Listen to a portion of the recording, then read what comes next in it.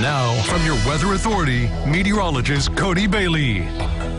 Our patience is about to pay off in a big way for our Sunday. A pretty nice day. A few more clouds, though. It looks like the latest data is kind of increasing the speed of the clouds tomorrow, but we don't have any precipitation to worry about for our Sunday, and it's going to be a very warm end to the weekend. Definitely a much different scene for how we started the weekend, and like I mentioned before the break, a major difference from what we had yesterday as well. But we are on our way first for a very cold night in most of the tri-state under a frost advisory for the overnight hours as well. But outside right now, temperatures are slowly beginning their fall into the 30s. Clear skies as well. A beautiful scene, but it is quite chilly. That's the view from our roofclaim.com tower camera from the Owensboro Riverfront high atop the Hampton Inn, and then atop Fifth Third Bank from our Superior Ag Tower camera at downtown Evansville, taking a look at, again, a beautiful looking evening and night, but a cold night as well. And finally, from the east side of Evansville, our Diamond Valley Federal Credit Union Tower camera looking on a quiet stretch of the Lloyd Expressway I-69 from our vantage point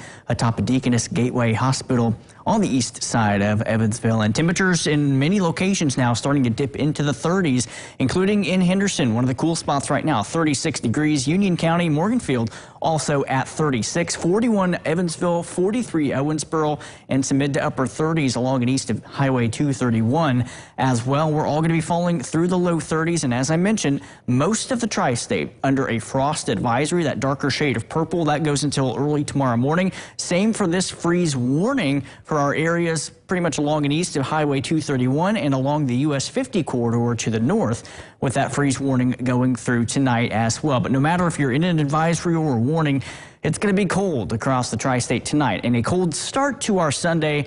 It's going to be one of those days where if you're going to be out and about early in the morning, you may want to bundle up, but you won't need the jackets for long, especially by the lunch hour. We should already be in the 60s by 12 to 1 o'clock tomorrow afternoon. But outside currently, nothing showing up on first warning Doppler radar, and that's going to be the case through tomorrow.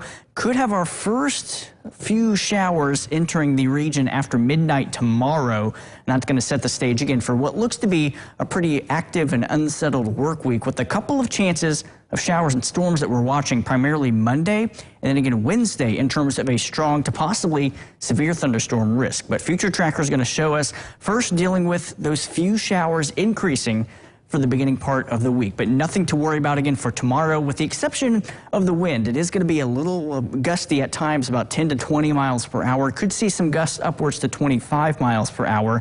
But again, as I mentioned, some of the guidance this evening increasing the timing of the increase in clouds. So I think we will still wake up to mostly clear skies, but a few more clouds mixing in by midday, and then predominantly cloudy after the sun goes down tomorrow night. But with the sunshine we see early and those strong southerly winds, we're going to easily make it into the 60s, and I think Evansville and points south and west into the low 70s for a very nice end to the weekend. And that's the first of what looks to be a pretty active stretch of not only precipitation, but finally that spring weather arriving and sticking around for quite some time. And we're going to be seeing those 70s possibly returning with a warm front moving through early next week. And that's the first of, we'll be in a pretty active start to the week.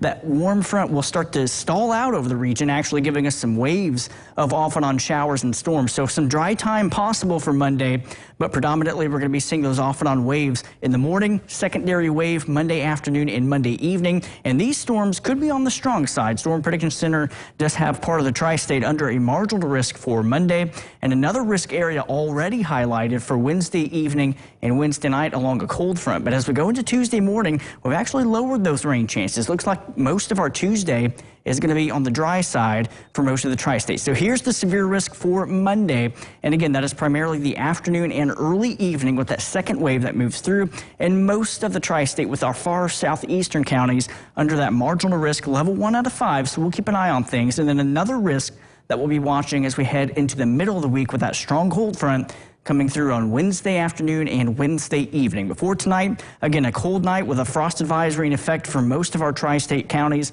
North and northeast of Evansville, you're under that freeze warning for early tomorrow morning. But once we wake up, the sun comes up quickly, warming into the 60s and into the 70s as well. And again, the spring temperatures are here to stay, but so are those spring chances of showers and storms. So pretty active work week. So again, we've got that severe risk tag on the board for our Wednesday with an outlook lined out already for part of the tri-state. Highs in the mid-70s, and yes, we do see a pretty significant cool down from where we'll be in the 70s, but thankfully, Ryan, nowhere near the cool down that we were just getting out of here. So looks like no more freezing temperatures after we see those temperatures rise tomorrow morning. All right, well, thank you, Cody.